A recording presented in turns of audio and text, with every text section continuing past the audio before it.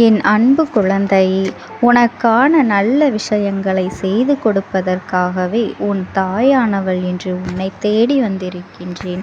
என் பிள்ளையே, இன்று இந்த அம்மா நான் உனக்காக சொல்கின்ற வாக்கினை நீ கவனமாக கேட்டு நடந்து கொள்ள வேண்டும். இன்று உன் அம்மா உனக்கு ஒரு முக்கியமான செய்திதான், ஒரு அவசரமான செய்தியினை கொண்டு ஓடோடி வந்திருக்கின்றேன். என் குழந்தையே, உன்னை தினமும் பின்தொடர்ந்து ஒரு உருவம் வந்து கொண்டிருக்கின்றது. அந்த உருவம் என்ன செய்கின்றது தெரியுமா? அந்த உருவம் யார், என்ன என்பதனை உனக்கு சொல்லிவிடத்தான் உன் அம்மா இன்று வந்திருக்கின்றேன். என் தங்கமே, அந்த உருவத்தை பற்றி நீ தெரிந்து கொள்ள வேண்டிய நேரம் இப்பொழுது உனக்கு மிகவும் முக்கியமாக வந்திருக்கின்றது. நான் சொல்கின்ற வார்த்தைகளை கேட்டு என் பிள்ளை நீ கவனமாக நடந்து கொள்ள வேண்டும். உன்னை பின்தொடர்ந்து வருவது தெரியாமல் என் குழந்தை நீ அதனை சாதாரணமாக விட்டு கொண்டு இருக்கின்றாய். இந்த வாழ்க்கையில் உனக்கு தேவையான எல்லா செயல்களையும் நீ தினம் தினம் செய்து கொண்டிருக்கின்றாய். அந்த உருவம் வருகின்றது என்று தெரிந்தால் என் குழந்தை நீ நிச்சயமாக பயந்து விடுவாய். ஆனால் இன்று உன் அம்மா உனக்கு இந்த செய்தியினை கொண்டு வந்ததற்கு காரணம் என்ன தெரியுமா? தன்னை பின்தொடர்ந்து ஒரு உருவம் வருகின்றது என்று கூட தெரியாமல் என் பிள்ளை நீ சென்று கொண்டிருப்பது நல்லதல்ல.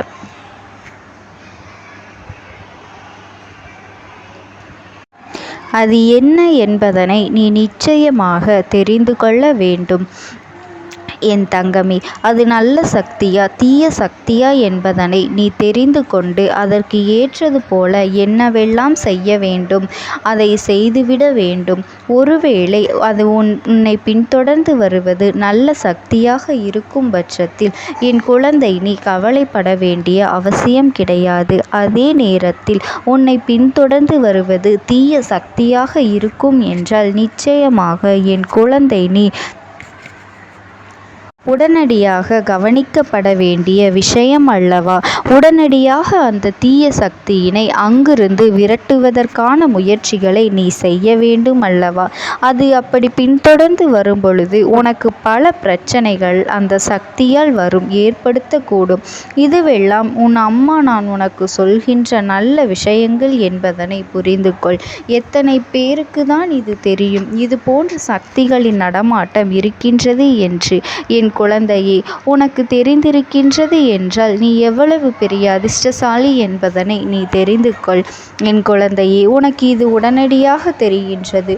உன் வாழ்க்கையில் நடக்கின்ற ஒவ்வொரு விஷயங்களையும் உன்னால் அதன் பின்னால் தெரிந்து கொள்ள முடிகின்றது என்றால் அதற்கு பின்னால் இருக்கின்ற இந்த அம்மாவினுடைய அன்பினை நீ புரிந்து கொள்ள வேண்டும். அம்மா என் பிள்ளையை பயமுறுத்த வேண்டும் என்று ஒரு துளி அளவு கூட நான் நினைத்ததே இல்லை. என் குழந்தை நீ தெய்வ சக்தி படைத்த குழந்தை அல்லவா? தெய்வ சக்தியினை அதிகமாக பெற்றிருக்கின்றாய் அல்லவா? தெய்வங்களை கண்டு தெய்வங்களின் வாக்கினை பெறக்கூடிய அளவிற்கு உனக்கு அதிர்ஷ்டம் உள்ளது அல்லவா?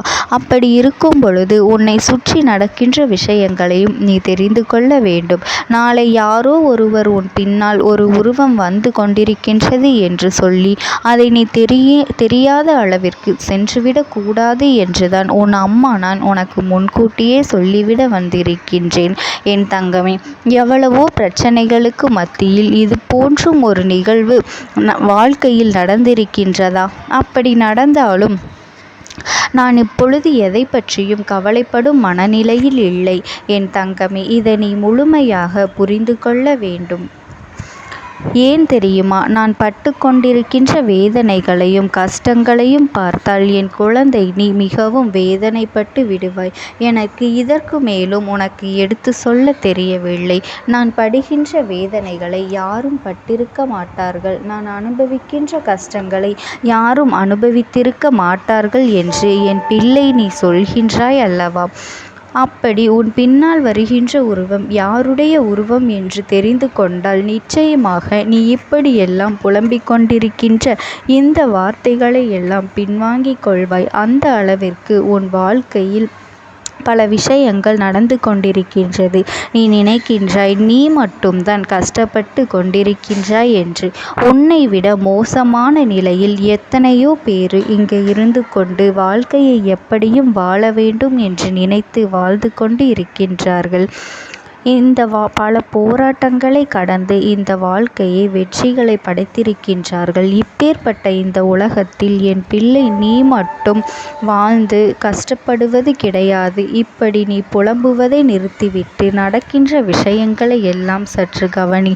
ஏனென்றால் சுற்றி நடக்கின்ற விஷயங்கள் எல்லாம் ஒருவேளை உனக்கு தீமையை தரக்கூடியதாக இருந்தால் எல்லாம் முற்றிய பிறகு ஐயோ அம்மா என்று கதறிக்கொண்டிருக்க ஒரு பலனும் கிடையாது என்பதனை என் குழந்தை நீ புரிந்து கொள்ள வேண்டும். இந்த அம்மா உன்னை தேடி வந்து உன்னிடத்தில் ஒரு விஷயத்தை சொல்கின்றேன் என்றால் அதை சற்று அதிக கவனத்தோடு கேட்கவும் வேண்டும் அல்லவா? அதனை நீ தெரிந்து கொள்ள வேண்டும் என் தங்கமே. இந்த அம்மாவின் அன்பு அத்தனை எளிதாக யாருக்கும் கிடைத்து விடுவது கிடையாது. அதற்கு ஒரு தனி தகுதி வேண்டும், தனி தகுதி இருக்க வேண்டும். அந்த தகுதி உனக்குள் இருக்கின்றது என்பதனால்தான் இந்த அம்மா உன்னை தேடி வந்திருக்கின்றேன், உன்னோடு பேசுகின்றேன், உன் முன்னால் நின்று கொண்டு உனக்கு நல்ல வார்த்தைகளை தருகின்றேன். உன் வாழ்க்கையில் இருக்கின்ற பிரச்சனைகளை எல்லாம் உனக்கு எடுத்து சொல்கின்றேன். இப்படி இருக்க வேண்டும், அப்படி இருக்க வேண்டும் என்று கட்டளையிடுகின்றேன். அப்படியானால் இந்த அம்மாவின் அன்பினை பெறுவதற்கான தகுதி உனக்கு இருக்கின்றது என்றால் அந்த தகுதியினை எப்பொழுதும் நீ காப்பாற்ற வேண்டும். ஒரு சிறு துளி அளவும் கூட நீ பின்வாங்கி விடக்கூடாது.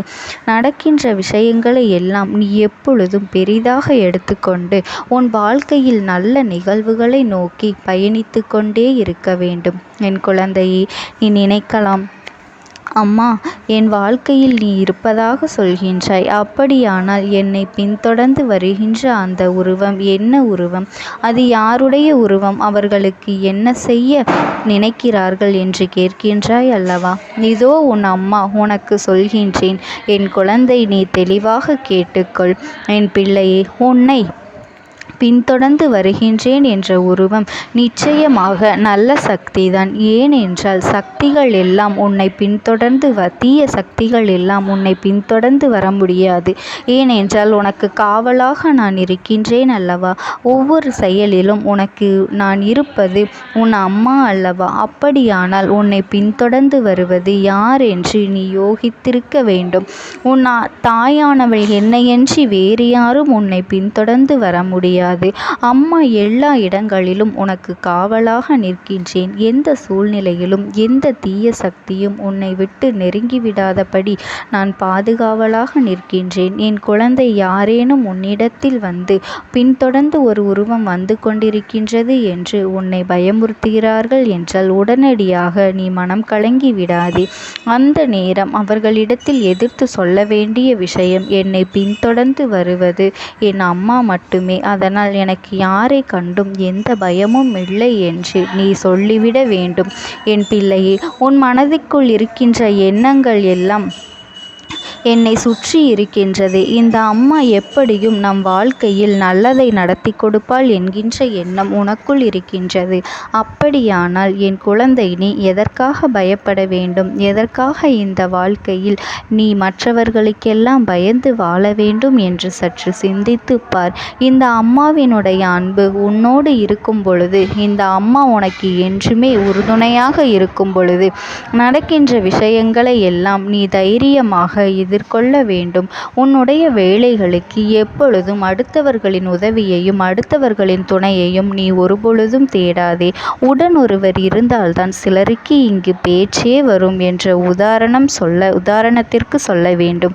வேலை செய்கின்ற இடத்தில் உன்னுடைய மேலதிகாரியிடம் பேச வேண்டும் என்றால் அருகில் இருப்பவன் வாய் திறந்தால் மட்டும்தான் தன் முன்வாய் துறக்கும். இன்னொருவரை பேசிவிட்ட பிறகுதான் கூட்டத்தோடு கூட்டமாக பேசி கொண்டிருப்பார்கள். இப்படியெல்லாம் இருந்து கொண்டிருந்தால் உன்னுடைய தனித்திறமை வெளியே வரப்போவது கிடையாது. உன்னை பற்றி யாருக்கும் தெரிய போவதும் கிடையாது. போட்டிகள் நிறைந்த உலகம். அவனவன் தன்னுடைய தனித்திறமைகளை நிரூபிப்பதற்கான போட்டி போட்டு முன்னேறி சென்று கொண்டிருக்கின்றான். நீயோ பின்வாங்கி நின்று கொண்டிருக்கின்றாய். இதுவெல்லாம் ஒரு நாளும் நடக்கக்கூடாது. இந்த வாழ்க்கையில் உனக்கு கிடைத்திருக்கின்ற ஒவ்வொரு சிறு சிறு வாய்ப்புகளையும் நீ சரியாக பயன்படுத்தி கொண்டு தெய்வம் உனக்கு உறுதுணையாக இருக்கின்றது என்ற ஒரு விஷயத்தை மட்டும் நீ நம்பிக்கையோடு ஏற்றுக்கொண்டு இந்த அம்மாவினுடைய அன்பும் ஆசீர்வாதங்களும் எப்பொழுதும் உனக்கு முழுமையாக கிடைக்க நான் எப்பொழுதும் உன்னோடே இருந்து கொண்டிருப்பேன். ஓம் சக்தி. ஓம் ஆதிபரா சக்தி உன்னோடு பேசுவதற்கு ஆசைப்படுகின்றது. என் தங்கமே, நான் உங்களுக்கு ஒரே ஒரு வாய்ப்பினை உருவாக்கி கொடுக்கின்றேன். அந்த ஆத்மாவின் வாக்கினை கேட்பதற்கு இதுவே உனக்கு கிடைக்கின்ற கடைசி வாய்ப்பாகவும் இருக்கலாம். அதனால் என் பிள்ளையே, இந்த வாய்ப்பினை நீ சரியாக பயன்படுத்தி கொண்டு அந்த ஆத்மா உன்னோடு என்ன பேச நினைக்கின்றது, அவர்கள் எதை உன்னிடத்தில் சொல்ல நினைக்கின்றார்கள், வெளிப்படுத்த முயற்சி செய்கின்றார்கள், எதனால் உன்னை தேடி வந்திருக்கின்றார்கள் என்பதனை எல்லாம் நீ தெரிந்து கொள்ள வேண்டும். என் தங்க பிள்ளையே, அவர்கள் எப்படி இந்த தெய்வத்தின் அருகில் வந்தார்கள் என்று நீ யோசிக்கலாம். என் தங்கமே, உன்னுடைய இல்லத்தில் சமீபத்தில் இறந்து போன ஒருவரினுடைய ஆத்மாவானது சில நாட்களாகவே உன் இல்லத்தை சுற்றி சுற்றி வருகின்றது. இந்த அம்மா அதனை கண்டுவிட்ட பிறகு, எதற்கு இங்கே சுற்றி கொண்டிருக்கின்றாய்? நீ இருக்க வேண்டிய இடத்தில்தானே இருக்க வேண்டும். என் பிள்ளையின் வீட்டில் உனக்கு என்ன வேலை என்று கேட்ட பொழுதுதான் அந்த ஆத்மா என்னிடத்தில் சொன்ன விஷயம், எனக்கும் என்னிடத்தில் இருக்க வேண்டும் என்றுதான் ஆசையாக இருக்கின்றது. ஆனால் சில விஷயங்கள் என்னை அங்கே செல்ல விடாமல் தடுத்து கொண்டு இருக்கின்றது. எனக்கு என்னுடைய குடும்பத்தில் இருக்கின்றவர்களிடம் பேசியாக வேண்டும். என் மனதில் தோன்றுகின்ற சில விஷயங்களை அவர்களிடத்தில் சொல்லிவிட்டால் நான் மனநிறைவோடு இங்கிருந்து சென்று விடுவேன். சில விஷயங்களை நான் அவர்களோடு பகிர்ந்து கொள்ளாமல் விட்டுவிட்டேன். அதற்கு சரியான நேரம் இப்பொழுது வந்திருக்கின்றது. இப்பொழுதும் சொல்லாமல் நான் சென்று விட்டால் இனி காலம் முழுவதும் என்னால் அவர்களிடத்தில் சொல்லிவிட முடியாது. இதற்கு நீங்கள்தான் துணையாக நிற்க வேண்டும் அம்மா என்று என்னிடத்தில் வாய்ப்பினை ஏற்படுத்தி கொடுக்க வேண்டும் என்று கேட்டது. என் தங்க குழந்தையே, இப்படி இருக்கும் பொழுது அவர்களிடத்தில் சொல்லிவிட முடியாது. அந்த வாய்ப்பினை ஏற்படுத்தி கொடுத்து என் வீட்டில் உள்ளவர்களிடம் பேச வைக்க வேண்டும் என்று என்னிடத்தில் கோரிக்கை வைத்தது. என் தங்கமே, இப்படி மனதிலே எந்த கெட்ட எண்ணங்களும் இல்லாமல் உன் குடும்பத்திற்காக பேச வேண்டும் என்று கேட்ட ஆத்மாவிற்கு நான் அந்த வாய்ப்பு வழங்குவது தானே முறையாக இருக்கும். அதனால் இந்த அம்மா அந்த ஆத்மாவிற்கு அந்த வாய்ப்பினை கொடுக்க முடிவுகள் செய்து இப்பொழுது உன்னோடு பேசுவதற்காக வரவழைத்திருக்கின்றேன். என் பிள்ளையே, அந்த ஆத்மாவானது உன்னிடத்திலே என்ன பேசுகின்றார்கள் என்பதனை நான் என் மூலமாக உன்னிடத்தில் பேசி சொல்கின்றேன். இந்த அம்மாவிடத்திலிருந்து தான் அவர்கள் மனதில் பேச நினைப்பதை எல்லாம் பேச முடியும். என் தங்கமே, நேரடியாக ஒரு ஆத்மாவின் குரலை உன்னால் அத்தனை சுலபமாகவெல்லாம் கேட்டுவிட முடியாது. இந்த அம்மா அதற்காகத்தான் இன்று இந்த உதவியை செய்கின்றேன். என் குடும்பத்தில் இருக்கின்றவர்களிடம் பேச வந்திருக்கின்றேன். உங்கள் எல்லோரையும் நான் இனி காணவே முடியாது என்பதனை நான் உணர்ந்து கொண்டேன். என் வாழ்க்கையில் நிறைவாக இருந்து என்னால் உங்களுக்கு கஷ்டங்கள் வந்தாலும் உங்களால் எனக்கு எந்த கஷ்டங்களும் இதுநாள் வரையிலும் வந்தது கிடையாது. நான் நினைத்தது போல இந்த வாழ்க்கையை அத்தனை சந்தோஷமாக வாழ்ந்து கொண்டுதான் இருந்தேன். என் குடும்பத்தில் இருக்கின்றவர்களிடம் பேச வந்திருக்கின்றேன். உங்கள் எல்லோரையும் இனி நான் காணவே முடியாது என்பதனை நான் உணர்ந்து கொண்டேன். உங்களோடு இருந்த இந்த காலகட்டம் குறைவாக இருந்தாலும் எனக்கு கிடைத்த சந்தோஷங்களும் மகிழ்ச்சியும் ஏராளமாக இருந்தது. அதனால் எனக்கு எந்த ஒரு கவலையும் இதுவரையில் இருந்ததே கிடையாது. நான் நினைத்தது போல இந்த வாழ்க்கையை நான் சந்தோஷமாகத்தான் வாழ்ந்து கொண்டு இருந்தேன். ஆனால் இவ்வளவு காலம் எனக்கு சீக்கிரமாக என்னுடைய ஆயுள் முடிந்துவிடும் என்று எனக்கு முன்பே தெரியாது. அது தெரிந்திருந்தால் நிச்சயமாக என் மனதில் இருக்கின்ற அத்தனை விஷயங்களையும் நான் உங்களிடத்தில் சொல்லியிருப்பேன். ஆனால் எல்லோரும் நினைப்பது போலத்தானே நானும் நினைத்திருந்தேன். எனக்கும் இந்த உலகத்தை விட்டு செல்ல வேண்டும் என்ற ஆசை கிடையாது. மற்றவர்கள் சொல்வது போல எதற்காக பிறந்தோம், நாம் ஏன் பிறந்தோம் என்று ஒரு நாளும் நான் நினைத்தது கிடையாது.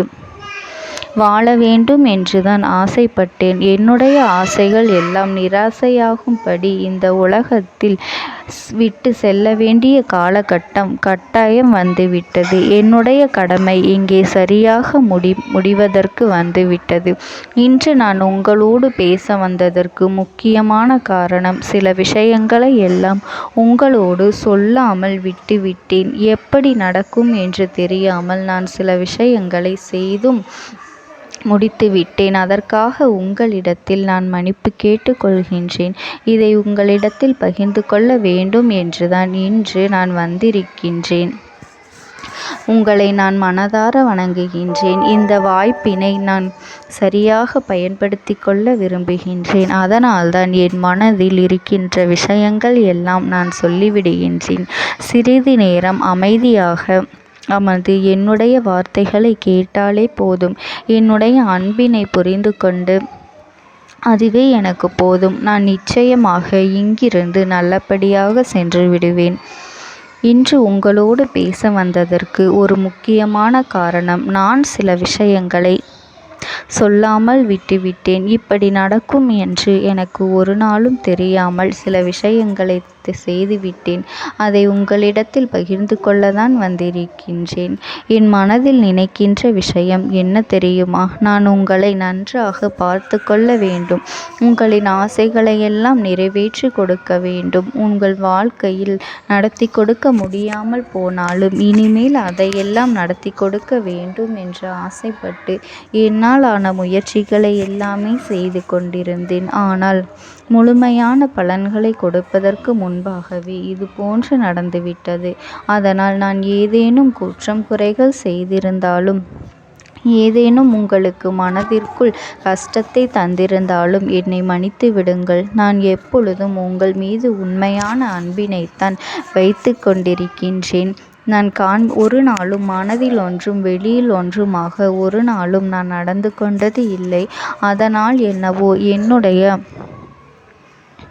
என்னுடைய குணங்கள் சிலருக்கு இங்கே பிடிப்பதே இல்லை. எதுவாக இருந்தாலும் என்னோடு இருக்கின்ற என் குடும்பத்திற்கு தெரியும் அல்லவா நான் யார், என்னுடைய அன்பு எப்படிப்பட்டது என்று.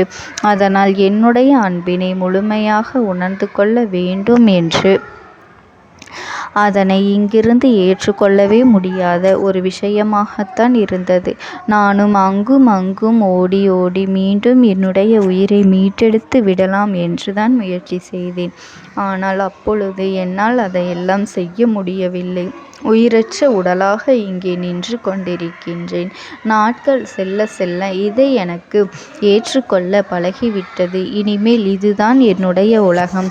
மீண்டும் அங்கே செல்ல முடியாது என்பதனை நான் புரிந்து கொண்டேன். செல்ல முடியாவிட்டாலும் ஆத்மா என்று ஆன பிறகு என்னுடைய உலகத்தில் இருந்தால்தான் எனக்கு சந்தோஷம்.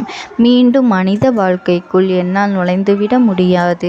எனக்காக இத்தனை காலமும் அன்போடு பழகி எனக்கு எல்லாம் செய்த உங்களுக்கு நான் சொல்கின்ற விஷயம் ஒன்றுதான். நடந்தது எல்லாம் நடந்துவிட்டது. நடந்த விதையை யாராலும் இனி மாற்ற முடியாது. இனி நான் உங்களோடு இருக்க வேண்டும் என்று நினைத்தால் கூட அது நடக்காது. அதனால் இந்த வாழ்க்கையில் நீங்கள் நல்லபடியாக வாழ்ந்து சந்தோஷமாக இருக்க வேண்டும் என்றுதான் அந்த ஆத்மா மனது வேதனைப்பட்டு உன்னோடு பேசுகின்றது. என் தங்க குழந்தையே, யார் உன்னை விட்டு சென்றாலும் இந்த தாயானவளினுடைய அன்பும் ஆசீர்வாதங்களும் உனக்கு என்றென்றைக்குமே முழுமையாக கிடைத்து கொண்டே இருக்கும். அதனால் நீ எதை நினைத்தும் கவலைப்படாதே. உனக்காக எப்பொழுதும் நான் இருந்து கொண்டே இருப்பேன். ஓம் சக்தி. ஓம் ஆதிபரா சக்தி. பலவீனமாக்கி உனக்கு வேண்டாத சில வேலைகளை செய்வதற்கு ஒரு பெண் முயற்சிகளை செய்து கொண்டிருக்கின்றாள். உன்னிடத்திலிருந்து பல பலன்களை பெற்றிருக்கின்றாள். உன்னுடைய வாழ்க்கையில் உனக்கு பல நல்ல விஷயங்களை எல்லாம் நடக்கும் பொழுதெல்லாம் அதை நடக்க விடாமல் தட்டிவிட்டு இருக்கின்றாள். உன்னோடு இருந்து கொண்டே உனக்கு நடக்கின்ற விஷயங்களை பற்றி எல்லாம் தெரிந்து கொண்டு அதன் பிறகு உனக்கு கெடுதலை செய்ய நினைத்திருக்கின்றாள். உன் வாழ்க்கையில் நீ இத்தனை கஷ்டங்களுக்கு இவள்தான் முக்கிய காரணம் என்பதனை நீ மறந்து விடாதே என் தங்கமே.